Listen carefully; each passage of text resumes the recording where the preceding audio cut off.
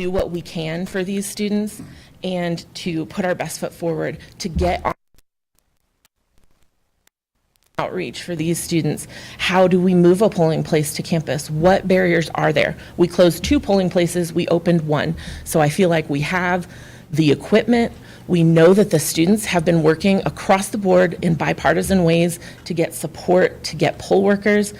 Now is the time to be proactive and to make this happen. Thank you so much for your time. Did anyone have any questions for me today?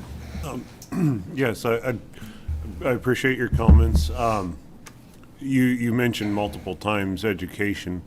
Do you think that is a responsibility at our level, or do you think it's a responsibility at the college level where they're attending and learning these things? I think both. I think it's a great opportunity for us to work together as the campus and the community. I also know that the clerk's office is where we get a lot of those resources, and so making those available, making an effort to get those on campus more regularly, I think would be a great way to work together. Thank you. Thank you for coming. Yeah, thank you. Thank you.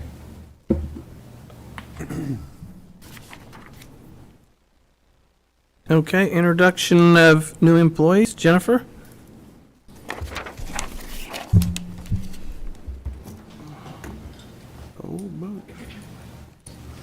Good morning, Jennifer Taylor, Ellis County HR.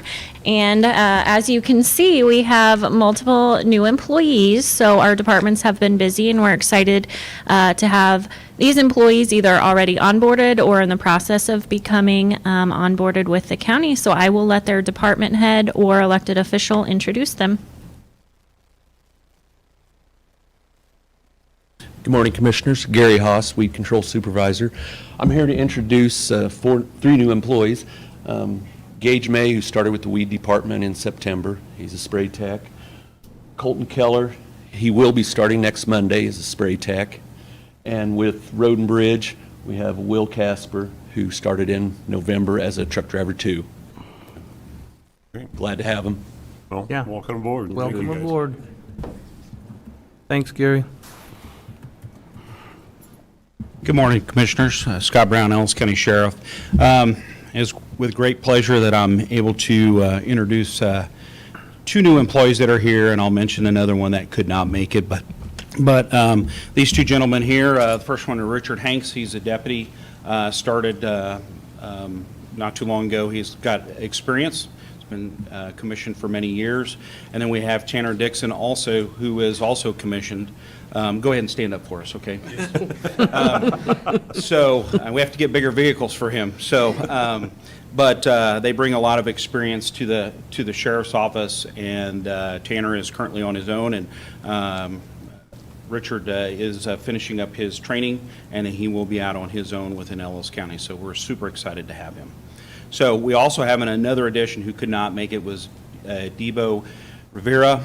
He's assigned to the jail, and he has started as of last week already, and we're waiting on one more who will start December 18th, and we will be fully staffed. So we're doing well. Thank you, Commissioners, for what you're offering and making it possible for us. Excellent. Glad to hear it. Welcome aboard. Thank you. Welcome aboard.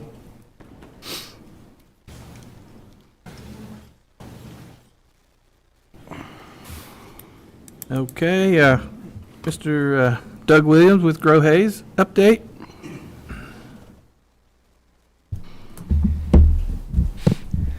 Good morning, Commissioners. Doug Williams, Executive Director of Grow Hayes. Appreciate you giving me some time to come here and give you a little bit of an update on what we've been up to. And it's an active year. We've had a whole lot of going on, and I would be remiss if I didn't first thank you for your additional support you've given over the last couple of years, because it has truly yielded some outstanding results, and the money has been well invested, as I think I'll be able to show here. First thing I want to talk about was the housing, primarily in the Heart of America development at Tallgrass. Just to give you a little background on this development, Heart of America, which is a local not-for-profit, purchased this land in January of 2020 and applied for a rural housing incentive district at that time. The district was approved along with help from you, and the infrastructure was started in the fall of 2020. It was completed in the summer of 2021, and the first building permit was pulled on September 1st of 2021. Since that time, basically a little more than 24 months now, about 27 months, three builders, Homes by Cornerstone, Platinum Builders, and PwC, have completed 36 homes, which are now currently occupied, 19 by Homes by Cornerstone, 12 by Platinum Builders, and 5 by PwC. There are currently 18 homes under construction, and there'll be another 12 started. The infrastructure for another 12 will be started any day now. If you haven't been out there, it's worth a drive through out there. It really has developed into a great neighborhood. There's a couple pictures here, and then I've got some statistics in terms of where the buyers have come from and that kind of thing. To date, 50 homes have sold. I mentioned the 36 that have been constructed that were completed. Of the 18 under construction, 14 of those are already sold. 22 have sold to first-time home buyers, 16 to people who are new to Hayes, 8 have sold to either people who are upsizing, sold an existing home to move into a larger home, or we've had people downsize, sell a larger home, and move into a smaller one. And then 4 have sold to investors.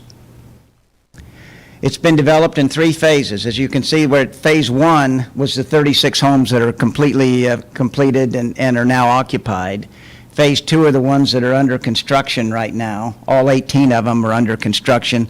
They're at various levels. I was out there yesterday. They're pouring a couple basements right now. Several of them are framed, so they're at various levels, but they're all under construction at some level. And then when you see phase 3 there, that is the entrance into NCK Tech. And on the right-hand side there will be 12 lots, and those are all sold to Homes by Cornerstone, and they have committed, once the infrastructure is completed, which we hope to be next spring, early summer, to construct 12 new homes in the next 12 months after the infrastructure is completed. So what's next? After that, about a year and a half ago, Heart of America bought the 21 acres that is to the north of the existing development, and they have done some preliminary design work. It's not platted yet, but they've done some preliminary design work, and they plan to start on what will be phase 4, which will be 41 lots. As you can see, the 2 cul-de-sacs are very similar to what exists out there now, but then on the east side of that, to the left, they will be developing that in a little bit different manner. We're looking at some more dense housing. Some would argue that 62-foot lots are dense already, but if you go to some other places, they're building some homes on lots that are 34 by 80, which is really dense, but they go up instead of out, and so we're kicking around trying some of that here. We don't know exactly where that's going to land, but we're kicking some of that around. In addition, Heart of America has been working with the City of Hayes to bond their initial investment in all of this infrastructure that I've just shown you on these properties. The RHID, the way it works, it takes up to 25 years for them to recover their investment, which is, it's a great tool, but 25 years is a long time. And that ties up their funds for that period of time, thus not allowing them to move forward with additional development. So the City of Hayes has indicated that they have a willingness to bond that infrastructure that they've already paid, allowing them to go forward with not only phase 4, which is roughly 41 lots that I just showed you, but also some expansion out in their industrial park, that's where the micro factory is and where Glassman Climate is. To the east of there, they own 71 acres, and they've agreed, hopefully we have an arrangement where they would move forward and develop some of that to give us some additional industrial lots for development, because currently, if somebody came to town and wanted either to expand, or they came to town and wanted to move a business here, we don't have much available in the way of light industrial lots. So this will be a welcome addition to what we need, and lots in our inventory that will basically be shovel ready. You know, when somebody's ready to make a move, they don't want the thought that they've got to wait 2 years for us to get infrastructure in place. And so we're working diligently to try and get at least a portion of that developed so we have some additional lots for new industry, whatever that might be. Next thing I'd like to talk about is our microfactory. I think you're all familiar with it. If you haven't driven out at Commerce Parkway and 9th Street, we're well on our way. Here's a couple of pictures of it. It's up out of the ground, and we're expecting to be done sometime in the next 60 days. You may recall that this structure was, we received a base grant from the state of Kansas, which was $2.6 million. We received a $500,000 grant from the Schmidt Foundation, $500,000 grant from the Patterson Family Foundation, and then a $750,000 interest-free loan from the Economic Innovation Center out of Norton. That's allowed us to construct this facility. David Klingon, one of the investments you allowed us to make, was instrumental in getting these grants and has been managing this project very well. We anticipate sometime in February we think it's going to be done. We're eagerly looking for tenants, and so if you know of anybody that needs this type of space, we'd love to talk to them. It's going to be at a rental rate that's well below what they would be able to find otherwise, and this will ultimately be an incubator for small manufacturers, small businesses who want to either start up or they have an existing business, they need more appropriate space, a spot where they can grow. Ultimately, they grow out of it. They go into one of those lots I showed you on the east of there that Heart of America is going to develop, and we move the next one in, and it's kind of like an annuity. It just continues to pay dividends for decades is what our plan is. The other thing I'd like to talk to you about, to bring you up to date on, is our e-community program, e-community loan program that we have with Network Kansas. They're an organization that provides all kinds of programs across the state to their e-communities, of which we are one. One of them is our loan program. In the last 12 months, we've made 15 new loans to new businesses, totaling about $843,000. These are gap financing loans. Typically, a business, they come in, they want to start up, they can get some money from the bank, but the bank wants a down payment. And so that's where we come in. We can provide that down payment for them, bridge that gap, which is what we call it, is gap financing. And we've done 15 of those in the last 12 months. We have 34 active loans, totaling about $1.3 million in total loans outstanding. We had our Youth Entrepreneurship Challenge on November 7th, where teams from TMP and Ellis participated. That's where the kids come in, they give kind of a Shark Tank kind of presentation on their product or their idea. Went very well. It was a good time had by all, and very successful this year. We also had our Pitch It event back in April, and we had our Ice House class, Think Like an Entrepreneur, over 8 weeks from about the end of August to early October. So very busy on the entrepreneurship business creation front. The last thing I'd like to talk to you about is the Grove. I think you're familiar with that, but that's our project at 27th and Canterbury, combination of housing, multifamily, as well as a community center. We'll have 106 total units, 108 total units in this development, about a $40 million development. Includes 6 sixplexes that'll look something like that, and then some houses that'll look something like that. Retiree focused.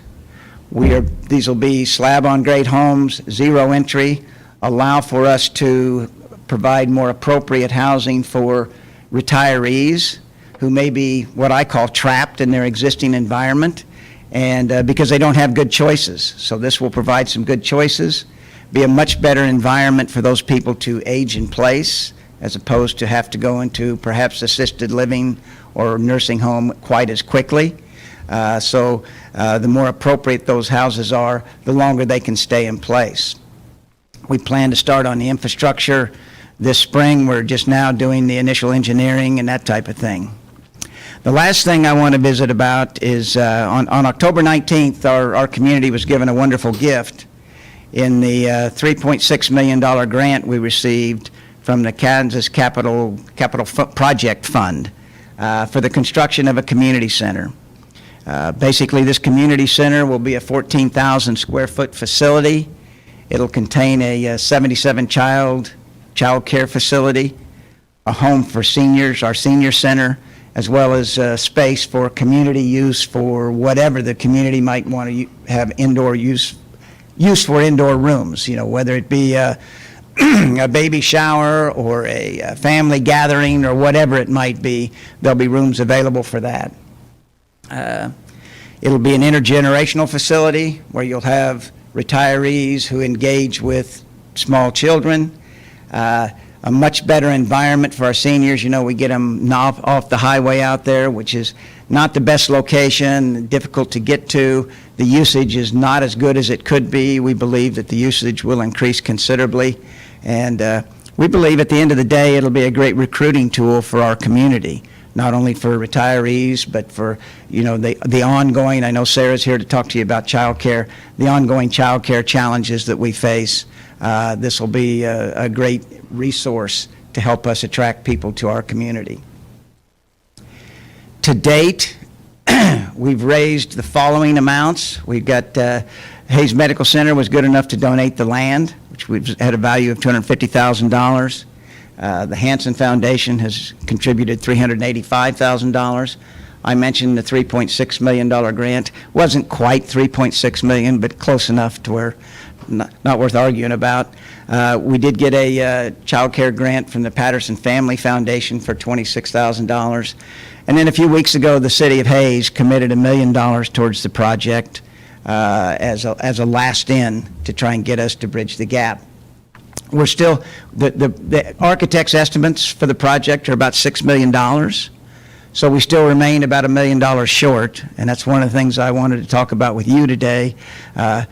I believe that this is a type of project that the county would want to be involved in some capacity, and so we are asking for your help at some level to help us bridge this gap.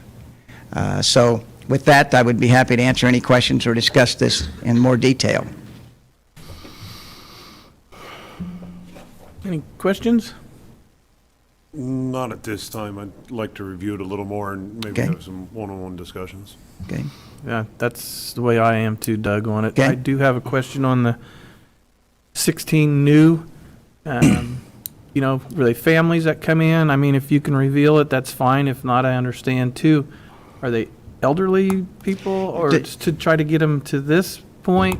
I'm just asking. It's a little bit of everything. Okay. Okay. We've had, mostly out there, it's younger people. Interestingly, I had one local guy who's moved out there, and he's got a 10-year-old daughter, and he said there aren't any kids out there for his 10-year-old daughter to play with because they're all babies. So we've kind of got a mix of either all very young families, or there are probably 4 or 5 that I would say are, well, I wouldn't say that they're retired and are living there.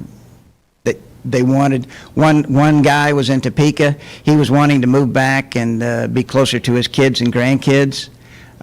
He was retired. He couldn't find any housing, and so when these came available, he jumped on that. We've got 2 or 3 of those situations.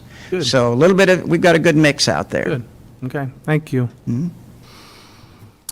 Maybe it's too early in the thinking process on this. Ultimately, how does the senior center, or the Grove, how will it be managed, or who runs it? And Well, good question. The facility will be, we will be basically a landlord for the senior center as well as the child care facility. So the child care facility, we have an operator who will lease it and operate it. So we'll be a landlord there. So not much management involved there. Same with the senior center, just like they are now. They will rent here to cover the costs of the facility and that kind of thing. But they will take care of their space. They will be responsible for their space. The common areas or the community areas, we will manage ourselves, just as we do with brief space. We have a scheduling system. We have cleaning staff and people we hire to come in and do that kind of thing. So we'll be responsible for that portion of it. But the other 2 areas, our capacity will be as a landlord. We will be the owner of the facility. Ironically, You've got a $6 million facility that nobody really wants to own. I talked to the city, the rec commission, the hospital. Nobody really wants the responsibility of owning that facility, and we were willing to take that on because we think it's going to be a significant enough asset to our community that it warrants that. But to answer your question, that's the way it would work. And the county currently helps the senior center with their rent. That's kind of what we help pay. Would there be facilities within that to prep meals for the meal sites and the senior center and those kind of things? There is. We've got a kitchen built in there, and we have the capability to, just as they do now, they bring in meals. This will be a better setup. They'll actually be able to do some level of meal prep in there as well if they wanted to. We have talked with the Area Agency on Aging about what would be involved to be more engaged in meal preparation. Currently, they come from Russell, and that's not always the best situation in terms of the timeliness. And I'm not saying it's bad, because I've eaten there before and the food was good, but it might be a better arrangement if it could be prepared on site or something like that, or maybe even Hayes Med prepares some of those meals. So we're exploring all of those possibilities. Well, thank you for coming and give us an update. I was on a real initial commission as an impetus to this thought of what can we do for our seniors. So it's one of those things that I'm supportive of.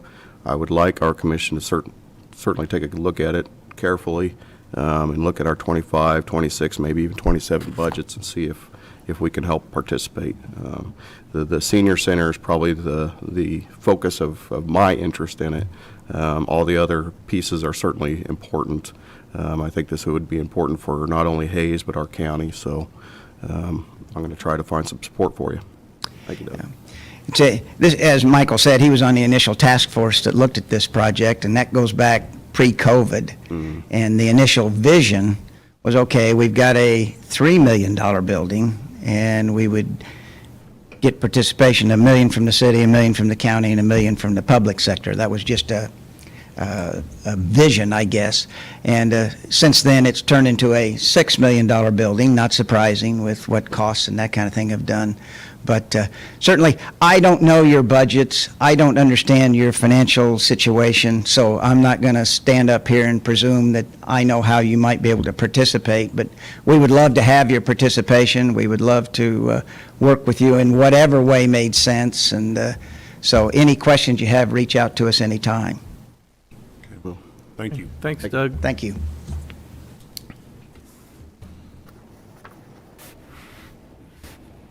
Okay, Sarah with the Child Care Task Force update.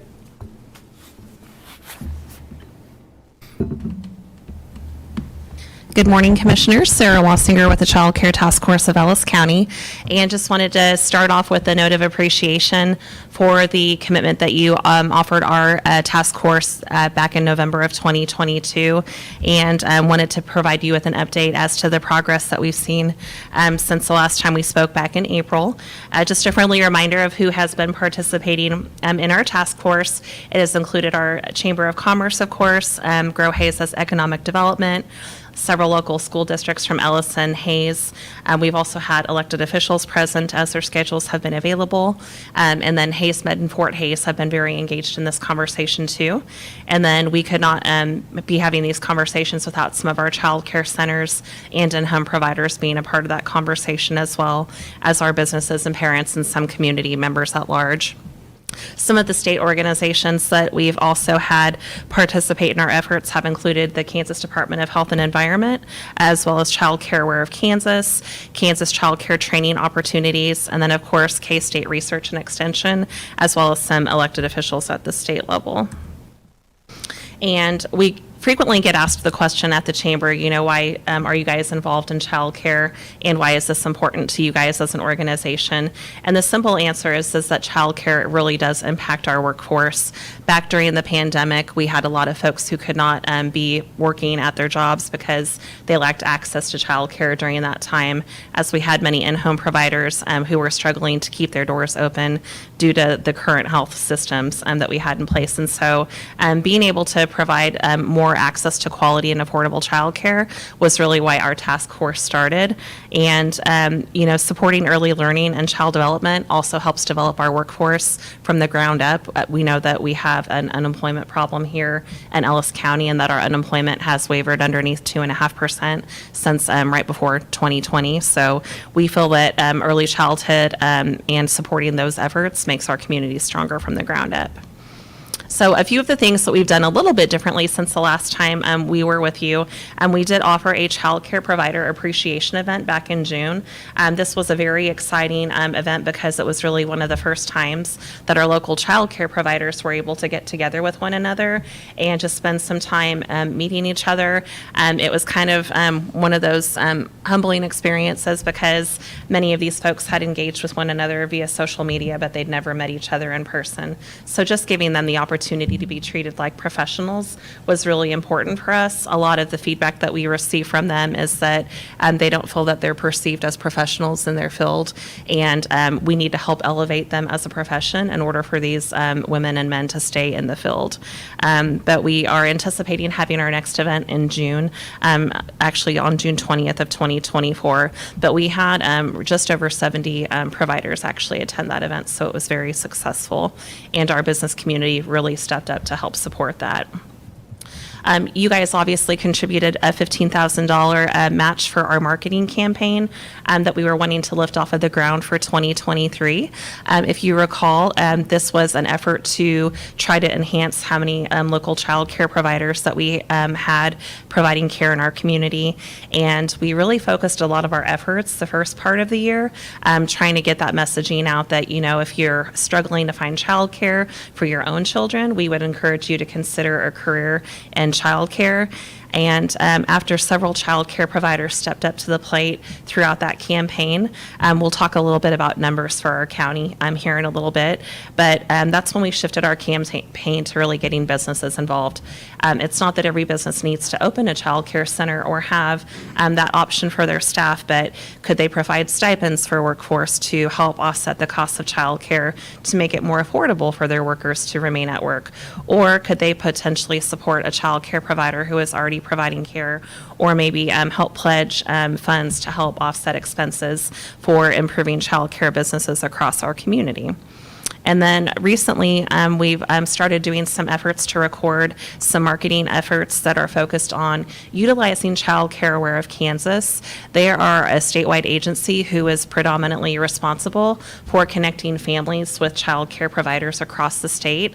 And so they keep notes of every single child care provider, whether that be in-home providers or child care centers, and they're able then to make referrals to families who are in need of care, and just making sure that our local providers know that we are working as a task force to keep them, with families that they're able to provide care for is really important.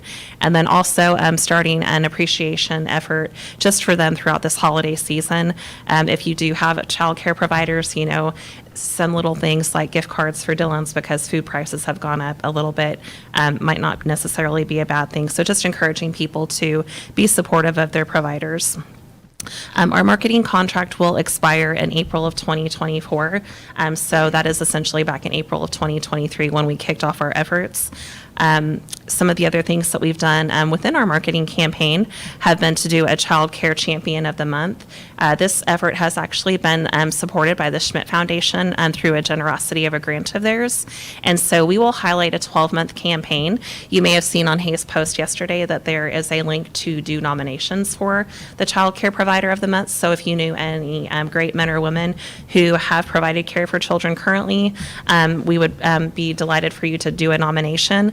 Nominations that are submitted will be kept in the pile for consideration each of the 12 months throughout this program, and the winners will receive a plaque for appreciation, a $25 chamber check, as well as a very nice article written about them. And really, again, the hope for this campaign is to elevate the profession and to make sure that these folks know that we appreciate them for the work that they do. You'll see the gal here pictured. She was our first child care provider of the month winner.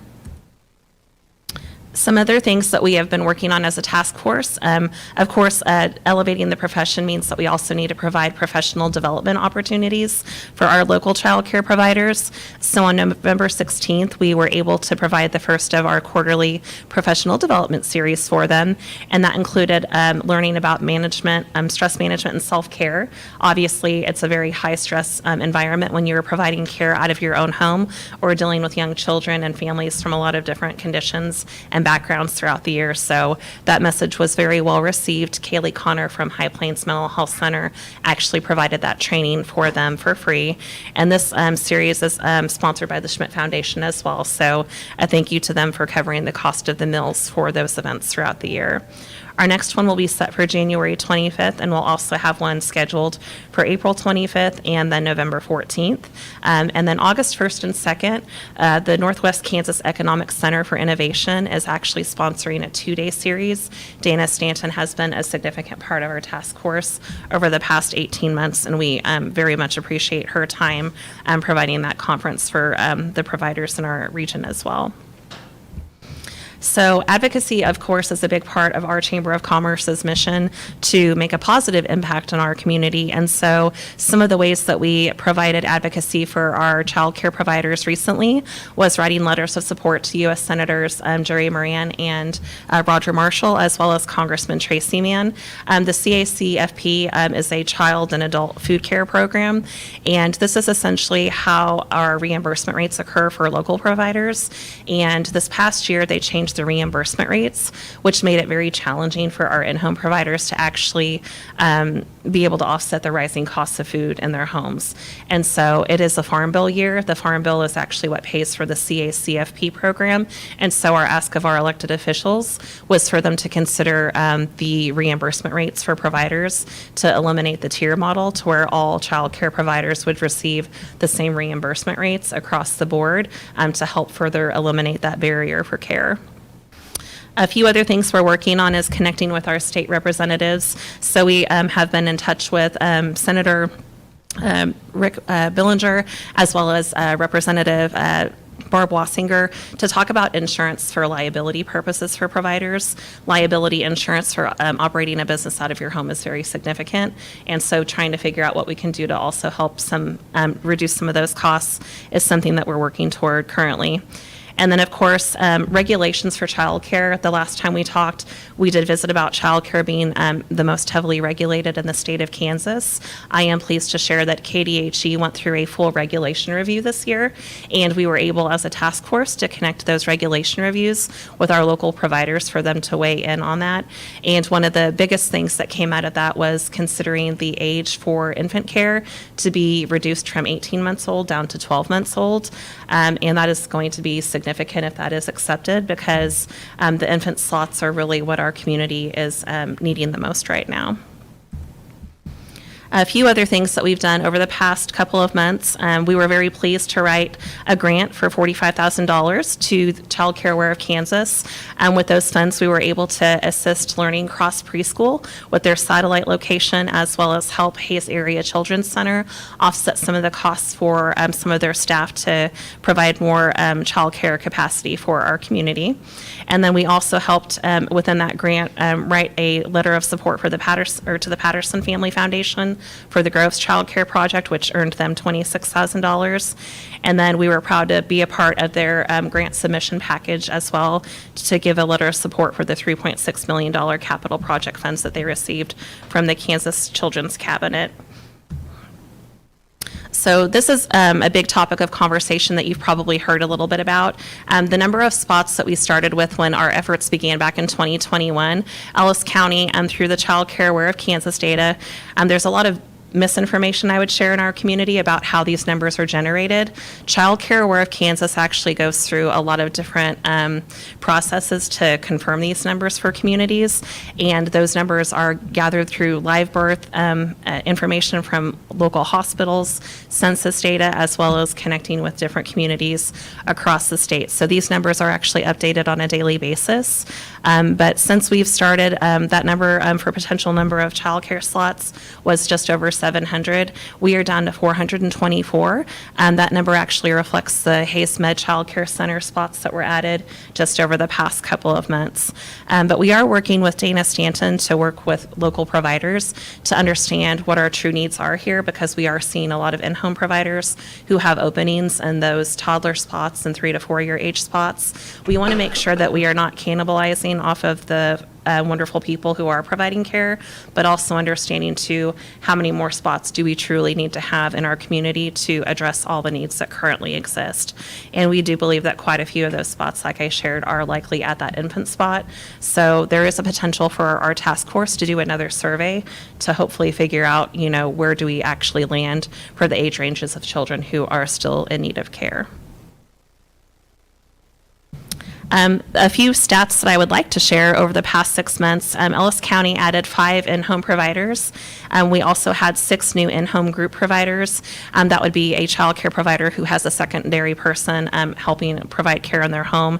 And then, of course, we had 1 new child care center open. And the final thing I wanted to leave you with really was our next steps. And this is really just finding additional grant opportunities to support our in-home providers. There have been a lot of resources available for all of the centers across the state, but it seems that many of the grant dollars don't have the capability of supporting our in-home providers. So we will be working with our elected officials as well, if additional funds are opened up for childcare for 2024, to have them consider having some options for in-home providers to be able to receive those funds, as well as adding some additional times in the evening for our task force to meet later versus earlier in the day, so they're able to join us. We want to make sure that their voices are being heard and that we are continuing to find ways to better support them. As well as connecting families with Child Care Aware of Kansas for referrals. If those child care providers do have openings, we want to make sure that we are connecting families to them to make sure that we have as many people actively working as possible. And then last but not least, just listening to them to see what other things our task force can do to support them. We know that this is going to be an ongoing effort and that we're not going to be able to lay down the work anytime soon. And I would be remiss to not thank all of the men and women who have been actively serving on the task force.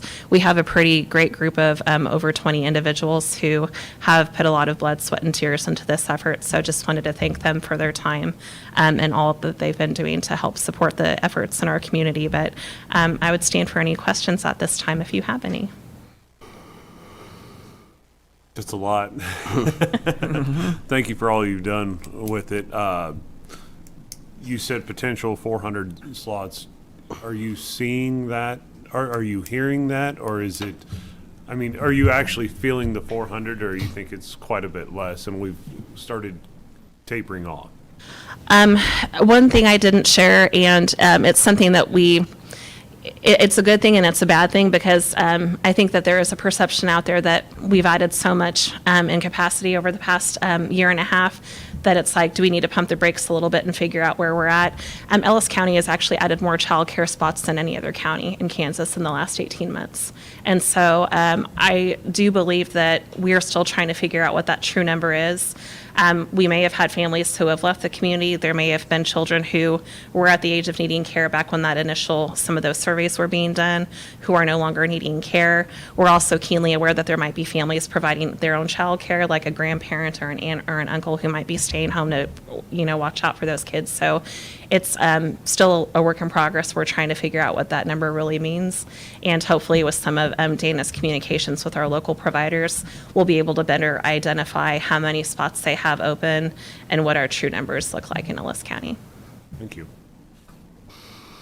One of the aspects I'm curious about, have we seen any businesses in your campaign efforts successfully, I guess, especially stipends and stuff? I know businesses can have in-business daycare, and there's a few that do that, but that's been a challenge I've seen with some businesses thinking about doing stipend-type programs, but then they weigh giving a benefit to everybody. So you may have a business of 50 people, and maybe 1 or 2 of them have kids in daycare, and you're like, well, it'd be great to start a stipend program, but how do we make it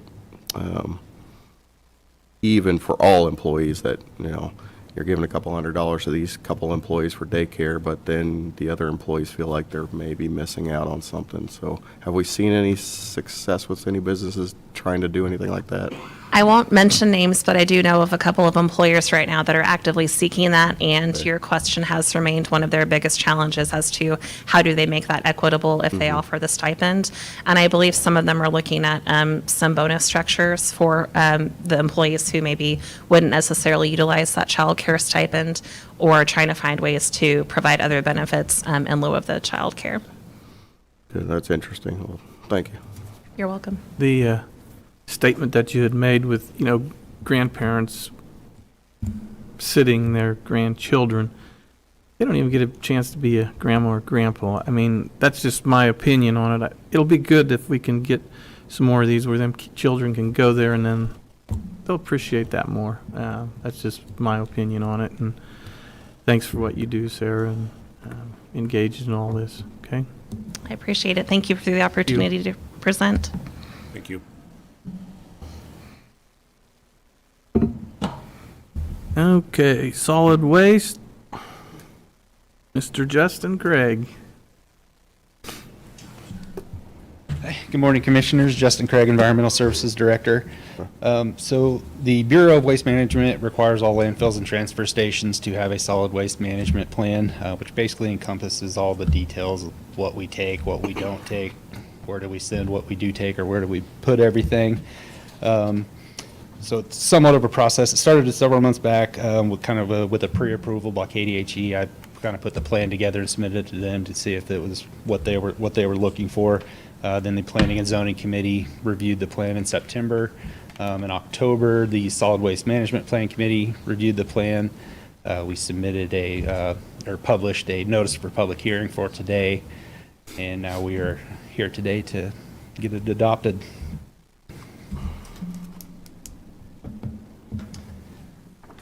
I was part of the discussion on it, and it's a solid plan. It's just updated from the previous one, so no big red flags in it. Okay. Mr. Burgess? Yeah, it feels like I should have questions on a 5-year plan, but I don't. I trust the ones that put the work into it, so. Yeah, we update any changes yearly are updated in about this time every year, and then every year it's required that's 5 years that you update it by resolution by the county commission. So, And this included the new opening of the C&D site in there. correct. So with that, I'll go ahead and move to approve Resolution 2323 for the Ellis County 5-year solid waste management plan. Seconded. Okay, we have a motion and a second. All those in favor say aye. Aye. Aye. Motion approved. All right, thank you. Justin. Thank you, Justin. Okay, Mr. Scott Brown, the body scanner purchase.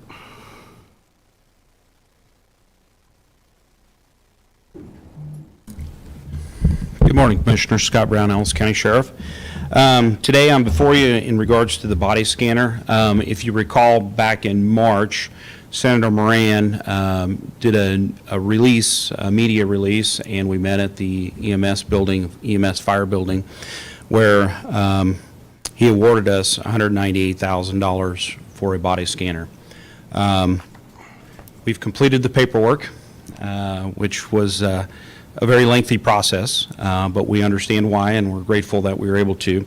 So today I'm before you to discuss the purchasing of it, actually. The body scanner is another technology advancement for the Sheriff's Office in general, and as you know, we've put a lot of technology within Ellis County here as of late. This will ensure that safety for our inmates as well as for our employees. Every inmate that will be booked into the Ellis County Jail will be run through this scanner to ensure that they're not trying to smuggle contraband in, some type of weapon, etc., if this is approved. This particular model is being used very heavily across the state of Kansas by sheriffs across the state, and that is why we chose it. Ford County, Sedgwick County, I believe Douglas County, there's about 10 of them and I've contacted all of them and spoke with them, and they are very pleased with it. The other factor, the reason this was chosen, was the footprint is a lot smaller than some of the other ones, which, as you know, every one of you have done tours through the jail. We're limited on space. So the first portion of this is to get approval for the purchase of the $198,000 for the body scanner to be installed within the jail. You should add some literature on it in regards to specs, etc. I stand for questions in regards to that, and then we can follow up with the cabinet removal thing. Well, so we're going to add the addition of a body scanner. What is Yep. currently being done for the protection of both our inmates and our jailers? So the only thing that we have right now is everybody is strip searched, made sure that they don't have anything. We do the routine for females, the coughing, et cetera, the standard where they bend over, and we make sure there's nothing visible within a cavity that we could see. But we're not able to see inside. It doesn't show any private parts. It shows the inner workings of the body. So there's no sexual pictures, so to speak, or anything like that, private parts. It's been tested across the state as well as federally, and this system's used on a regular basis. So, Will this system help if we need to do bone scans or something if somebody? So Is in that- the literature, it says you need to seek medical attention. So if we have somebody hurt, because we're not medical, and our current medical staff isn't that person, we would take them to ER, just like we would do any other one, and have them checked out. Let the professionals do it. So yes, because apparently it has been tried by others, I've heard, and so we obviously want to lessen our liability. So we would definitely take them to an emergency room or something to get them checked out by doctors and professionals. So, good question, though. Thank Yes. Commissioner Burgess? I'm glad to see the warranty stuff on there, but I'm a little on the handwritten, a purchase order. We got a 5-year warranty, and then it says additional warranty. I guess Yes. it's two-year additional warranty. But up here in the ed, it's a 1-year. Oh yeah, I guess it's 7-year warranty past the 1-year standard, so that makes sense then. Yeah, so it comes with the standard 1 year, and then we purchased the remaining 7, which is a good warranty plan for us. Yeah. And I don't mean to stump or talk over Mr. Burgess, but with the warranties, okay, it's technology. Yes. We're looking at 7 years worth of warranty. Is the whole machine going to need replaced at the end of the 7, or what's the life expectancy? I tried to get an answer because I knew that would be a question. It depends upon how much it is used. We use it quite often, but we're probably looking more at a 10-year, so I will try to develop a plan to make sure that we have funding within our capital so we can replace that when needed. So you'll probably see that within our capital in the future. Yeah, that's essentially kind of where I was leading to is, yes, I like to see the warranties. That helps us protect the asset, but then what do we plan down the road as far as replacing the asset as technology changes or damage comes or whatever, so it's good to hear. Thank you. Okay, anything on, is it a yearly calibration, 2 years? Is there any kind of a, Yeah, they'll come in yearly and do a check, much like our metal detector over in the courthouse and that, and so they'll come in and do a yearly check with us and make sure everything's operational and meets the needs, so, Okay. yes. second thing is, when you have to do, like we are doing now, just the, Visual. strip down, comparing to that and the scanner, what kind of time? Is it, This takes seconds. okay, perfect. This takes seconds. And the others takes, It depends. It's fairly rapid, but it's just not as thorough. Obviously, we can't do cavity searches. That requires a search warrant as per. Secondly, I don't know that any of my staff wants to, and we'd have to go to a medical professional to do that if that occurred. So this is a good way to save money for the county, Yes. as well as to ensure that there is nothing being smuggled within our facility. Speaking of the cavity searches being, needing a search warrant, does this violate any of that? No. Okay. Good question. No, it does not, and it's been tried across the state, so not only across the state, the nation. This has been, this type of technology, although is advanced, has been in place for many, many years, not only in jails, but also correctional facilities, prisons, et cetera. Okay, thank you. What kind of time frame are we looking at if this, Well, based upon the approval today, I will sign it, and they will probably have it delivered in, on-site within a week to 2 weeks within our facility, and then in about another week. So by the end of December, it may be in place, if not the 1st of January. okay, nice, okay, thank you. Anything else? I'll move to purchase of Tech 84 body scanner for $198,000. I'll second that. Okay, we have a motion and a second. All those in favor say aye. Aye. Aye. Motion approved. Scott. The only other thing that I have, and I don't know if we need a motion or just consensus, but obviously you saw the pictures. I'm going to need to remove those cabinets. We'll repurpose those because that's where the body scanner will have to go. If you saw them, that currently is our bonding area for inmates. We're going to we're going to actually use the lobby like we used to use years ago. We're okay with that. It's still secure. Because we want to protect this purchase, and it's really the only viable place we could do it. We thought about putting it into the West Bay, but it is temperature sensitive. And although it's not freezing in our bay, it's not warm either with the bay opening and closing. So we're asking that we be able to remove those cabinets, the tops and the bottoms, and we will slide it into that location, which will give us plenty of room to work. We just had one of the company representatives there yesterday. He took a look at it. He informed us to put in 110 receptacle and gave us the amperage that is pulled. We currently have a electrician there right now. He was there much quicker than we thought he would be, and he is getting a line pulled for that setup. Greg has graciously volunteered to remove those for us. I was going to do it myself on a weekend to save money for the county, but he said he will get that removed, and upon approval, he will start on that today, if you guys are okay with us. Where they would go is into their jail. We have a what I call a processing room, where all of our inmates receive all of their bedrolls, cups, etc., that they need. This would allow them to organize that where those mattresses are. It will fit along that wall, and they will be able to put their things in there and organize things and distribute those, and it's basically a workstation for them, if approved, to move those upstairs. I don't have a problem with it. Don't see if we're basically doing the work ourselves internally, then Okay. being All an right. issue. I just wanted to keep you informed that was the game plan. So other than that, if you have no other questions for me, I'll... Just a comment, Greg, thank you, okay?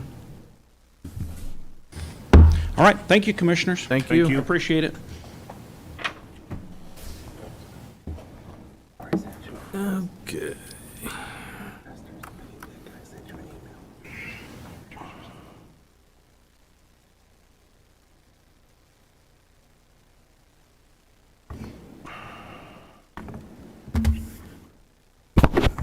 Okay, Mr. Darren Myers on the law enforcement roof replacement. Morning, Commissioners. Darren Myers, Ellis County Administrator. Next item on your agenda is a topic to re-roof or some options to do some roof work at the Law Enforcement Center. As the agenda says, back about 2 years ago, we had that significant hailstorm that came through Ellis County. And with that entire insurance claim, totaled just under $500,000, which included about 30 vehicles, the admin skylights here at this building, the roof actually at the Law Enforcement Center, and a couple other various roof caps and flashings throughout the county. Before you today is the consideration to replace the Law Enforcement Center roof. as there's quite a bit of history on how this has came about and why it's taken such a long time to get us to the point where we're at today in regards to first considering putting a new metal truss roof system on there with a pitched roof, and then switching it around to save money on the project with a mansard roof, which was similar is on the law enforcement or the library. When we went out to bid, it came in significantly over the engineer's estimate. So that plan was scrapped, and then we went back to actually just start thinking about re-roofing the facility itself. Luke Haynes is here with Roof Masters, and I think he's going to want to share some options. He did some work. They hired a consultant and looked at the roof to give K-Camp, our insurance carrier, some more information, and definitely appreciate his help. Also, Eric Augustine with High Plains Roofing came out. Even though they decided not to bid on the project, he was able to give his support and some input, which he did agree with Mr. Haynes as well in regards to trying to discuss either redecking it or re-roofing it. And so with that, I guess you had some pictures you want me to share, correct? Yeah, my name's Lucas Haynes, the owner of Roof Masters, and there's a few pictures just for your reference. Okay, so yeah, the one in the middle right there with all the ductwork, that's the actual roof that needs replaced. We originally did that about 22 years ago. I'll just give you a quick kind of a forensic of what the roof consists of. So it's a concrete deck. That's what's below the roof system, which provides a little bit of a challenge for a re-roof. And back then, you guys may remember Stecklein and Brungart. They were the architects. And so the existing roof has a fully tapered insulation system, and it's mechanically fastened, which means there's a screw and a plate that's fastened through that into the deck. It's a terrible roof. It's really hard to do.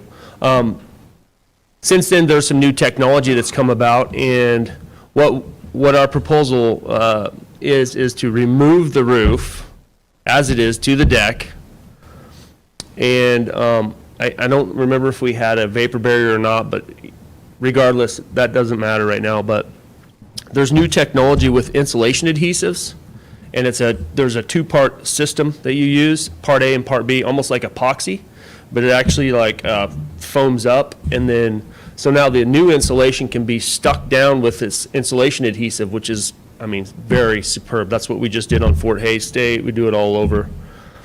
And so the new insulation gets adhered to the deck, not screwed down with plates. And then on top of that, there would be a cover board. And then the new roof system, that roof system right there is a black EPDM roof, but the new roof system would be a white TPO, which is it's called thermal polyolefin, and it has a heat welded lap instead of a glued lap, which is really the best in the industry. It's 60 mils thick. As you can see, there's a ton of ductwork. That's probably one of the bigger challenges on the roof, is just having to work around all that. But that's really what our price involved. I don't know if you guys have any questions or not, or. When we move forward and remove the roofing system, you had mentioned there's penetration into the concrete Yeah. deck. Yes. Will we need to do any surface prep or concrete repair on that? No, those fasteners are maybe 1 inch deep into the deck, maybe, and think of just a typical screw. There are various heights, obviously, because it's a tapered insulation, but the deck, I believe, is 8 inches thick. So we probably have to grind those off, because you can't even back them out. So once you grind them off, they just stay there. There's nothing to do. But the deck is so thick because it was built it was built to have another floor possibly built on it.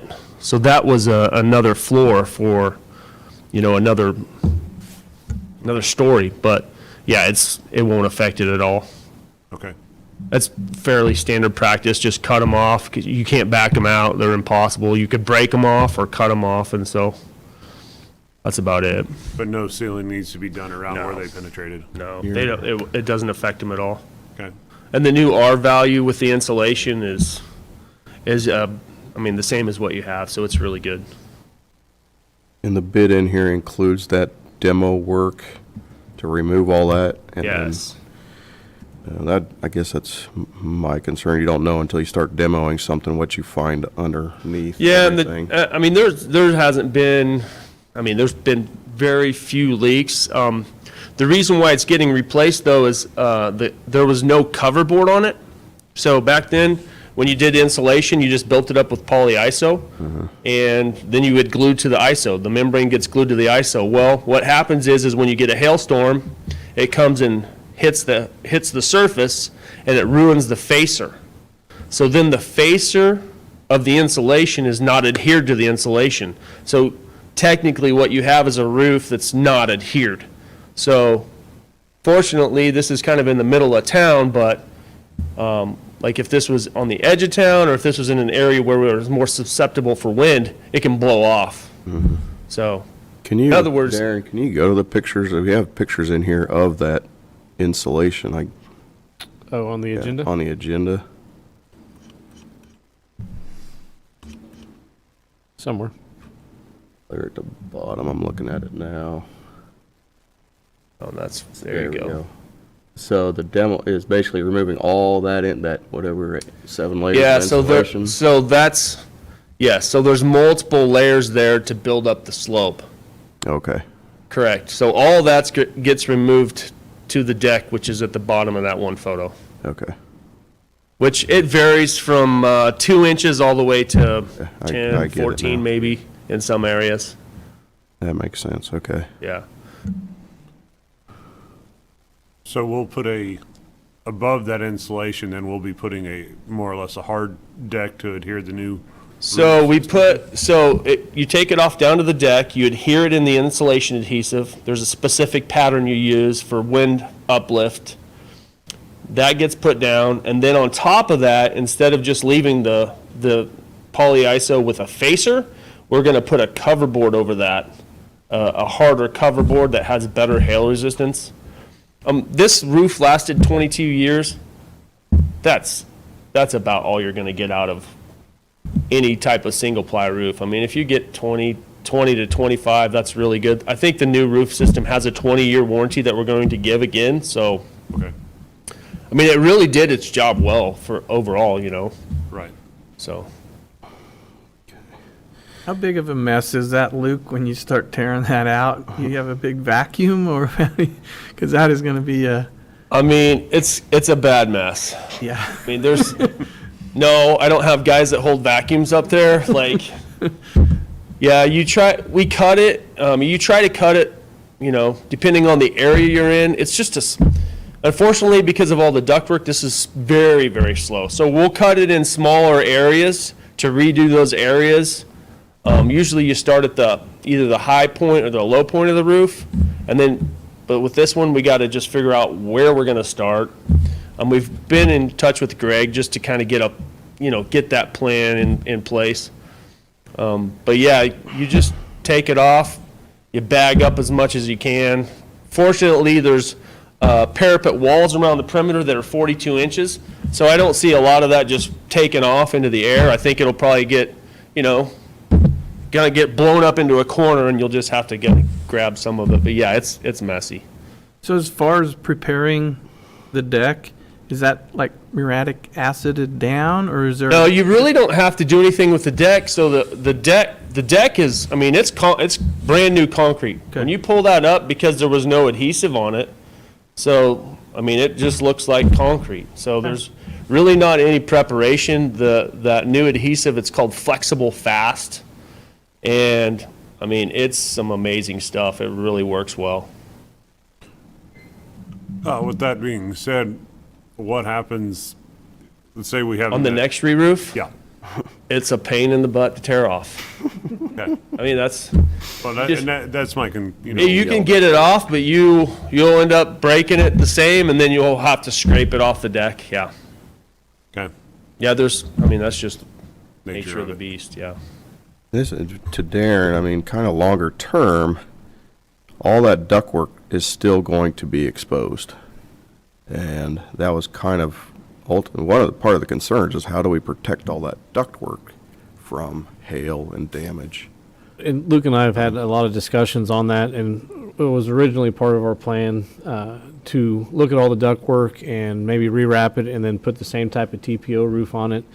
And then as Luke spent more time up there and we had more bids, the thought is let's get the roof done first and see how much of the roof or the ductwork is actually going to have to be removed or taken Yeah, apart. so I did a takeoff. I went up and measured all the ductwork, and there's as much square footage of ductwork as there is roof, which is absolutely horrible. But it is what it is. Like I mean, that's just the way you have to cool that building because you can't do it from underneath the ceiling inside. So all those are just going to different rooms. And I do have some ideas about that. We spoke a little bit about this. Maybe I didn't with Darren, but I do have an SPF spray foam rig that we could go up there. I mean, that's going to be the fastest, easiest, least expensive way is to go ahead and spray foam the ductwork that insulates it, encapsulates it, and then we would put a coating on there. That's got to be the least expensive route, because if to go and insulate it with our roof insulation, which we can do, we need to add 2 inches of insulation, because the way those ducts are, they come like this, and then there's like a 45-degree where the joint is. And so to try and roof that and do all those 45s, you can see those are everywhere, and it would just be, I mean, I would have guys up there for probably 4 months just trying to weld those corners and do that. Right now, it does have some waterproofing on it. It's held up pretty good, but honestly, I think that it's probably the most economical is going to be to spray foam it with a real dense spray foam, and then put a good white coating on it. I think that's probably the best. Well, everything worked good until we had a hailstorm. Right? I mean, We're compromised there's now. yeah. I mean, I was in Great Bend. I don't know if you guys know, July 7th, they had softball size that went through metal roofs. I mean, there's nothing you can't prevent that. Like, it is what it is, but you just do your best and you put good systems together, and I think the spray foam's probably the best solution. I need to sit down and really price that better, but Okay. it can't be done really until the roof's done, because if you zoom in on these, you can see right here. So there's these stands. We're gonna have to take those apart most likely, unbolt them, and they're just they're fairly simple to put back together, and they're gonna be close to that height for the new system. But I think if you're gonna spray foam them, you got to pull those off, do your job, and then kind of rebuild them back. So that's something to take into consideration too. I started to come up with a price, and I was like, I think that this is just way overboard. Like, I really feel like I need some time to look into this further to find out what is the best solution moving forward, because this is all insulated duct too. So you really don't want to just sock screws with it with insulation and then condensate inside the duct, and then you have mold issues. Like, I think there's just things to consider. But The days of re-roofing like that and then putting chat up there, that's pretty much gone over the top of it? no, we could do chat if you want. I wouldn't suggest it though. Okay, that's, Those are still great roofs, but I don't think you want that. I think the problem is with an old, they're called gravel built-ups, is maintenance. okay. Trying to maintain those is very difficult. Like, Okay. to find the leak, you have to go spud the gravel off, so you got to scrape the gravel off, and you're kind of just guessing where a leak might be. With the new system, I mean, you can typically go up.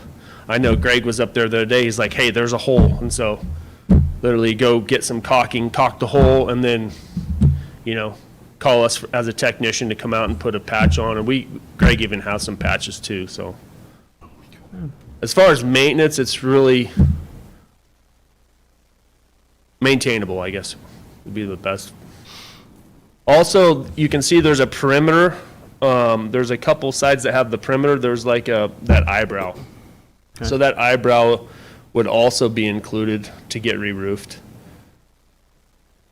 And those are smoke hatches, right? Yeah. Yeah, those smoke hatches, they get new. So there's some holes from the hail in those, and those will get replaced, the top lids on the smoke hatches.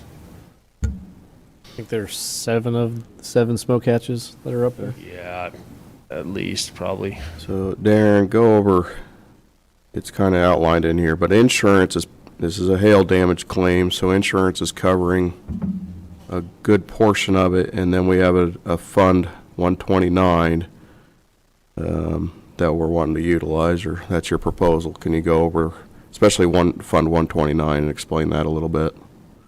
Yes, sir. So to start off, the estimate for Roof Masters to do the work, which was the low bid out of the estimates that we received, was roughly just over $333,000. As part of the insurance claim, was their original plan based on what building code allows. They would not refer us to, but what they've settled with us on is to have the roof redecked, not completely re-roofed. And that claim amount was $247,000. So $247,000 of the $333,000 is going to be reimbursed to Ellis County by K-Camp, which leaves us with that remaining amount of just over $78,000. That would be on Ellis County to pay the difference from the redeck to the re-roof. That $80,000 would be paid out of Fund 129. That money has been set aside in that fund specifically from the sales tax that was collected over about a 10-year period for when the courthouse, the law enforcement center, and the EMS fire buildings had a sales tax to pay for that. The remaining funds was kept in that Fund 129 to use, at least in our thought with internal staff, since that money was collected for a specific purpose, was to save that money to continue to work on these buildings as needed. And that's where that roughly $78,000 difference would be paid for. There's currently about $450,000 in that, or $460,000 in that fund that's remaining. It's been sitting idle. I don't think we've used it for 5 years, but we've had some ideas of items that needed to be done.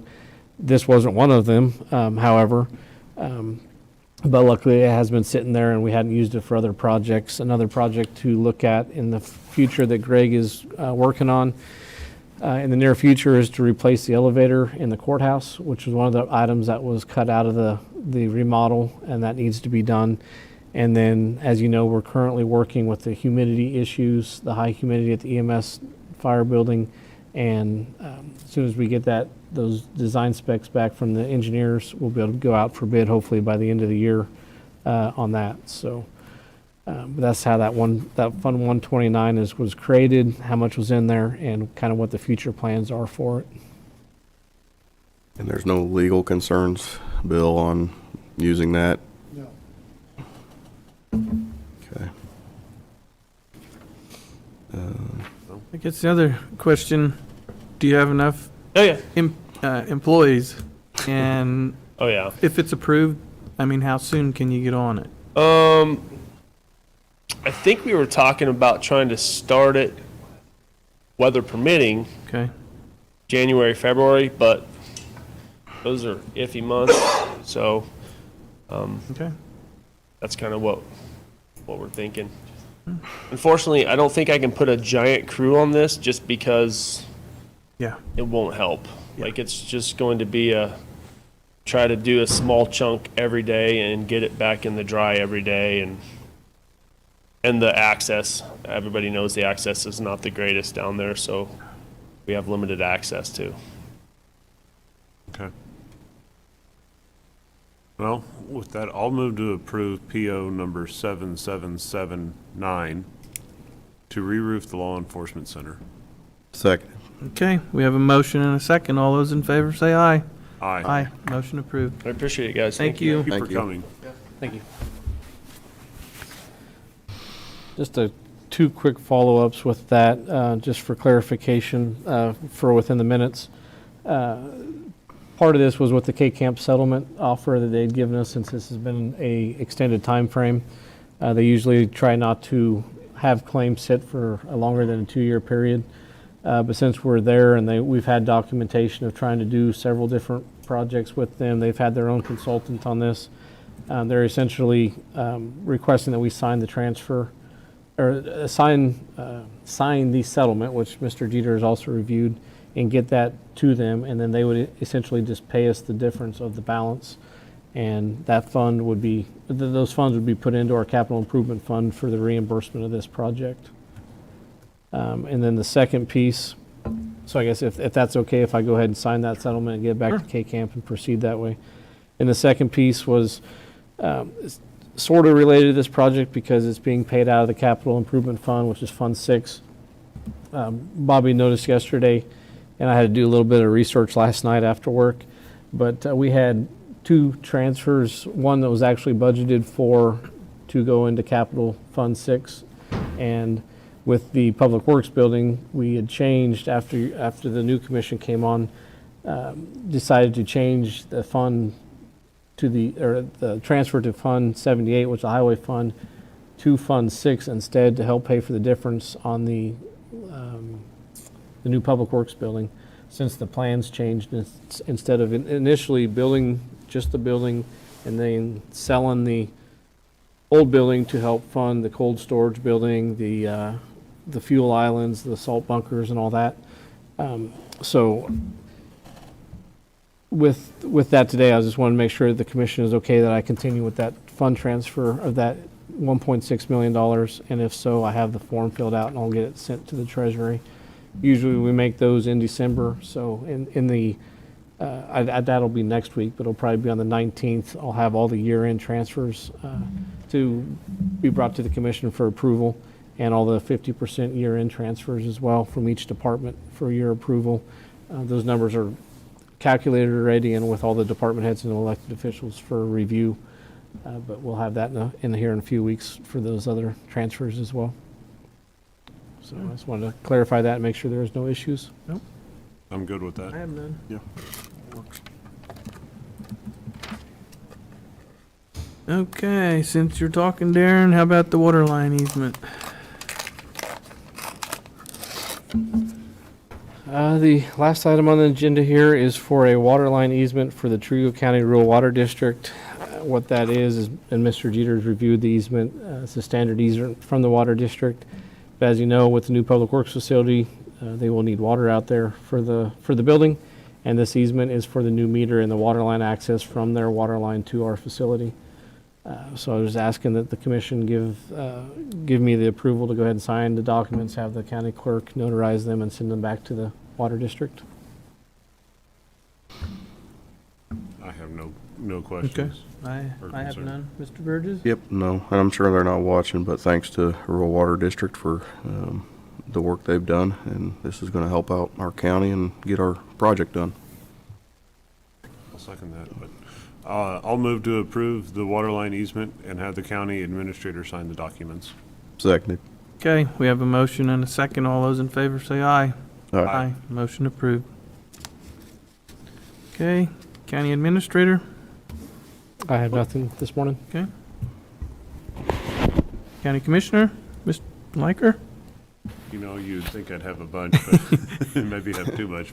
At this point, I have nothing. Okay. Burgess? I don't have anything either. All three be alike. I have nothing either, but I would like to thank all the volunteers again, and I think Darren initiated a couple more in, so we keep getting closer to that magical number, so I appreciate those for doing that. And we will go into an executive Yep. session. So I I move the Board of County Commissioners recess to executive session for 30 minutes under the following exception of the Kansas Open Meetings Act pursuant to the attorney-client privilege exception. The subject to be discussed during the executive session is contract negotiations. Open session will resume at 10:30 in the commission chambers. Those in attendance, in addition to the Board of County Commissioners, are Scott Brown, Bill Jeter, Darren Myers. I'll second that. Okay, motion and a second. Let's go into the